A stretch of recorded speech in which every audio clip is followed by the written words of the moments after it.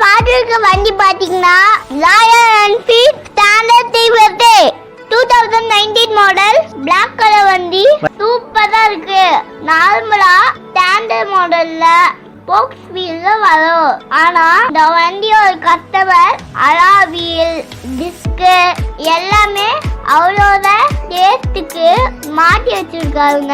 இந்த வண்டியோட வெய்ய மார்க்கெட் ரேட் பாத்தீங்கன்னா 1,45,000. ஆனா நம்ம கடை ரேட் பாத்தீங்கன்னா 1,35,000. எந்த ஒரு விஷயத்தையும் பண்ணும்போது ஸ்டாண்டர்டா நின்று பண்ணா ஜெயிக்கலாங்க.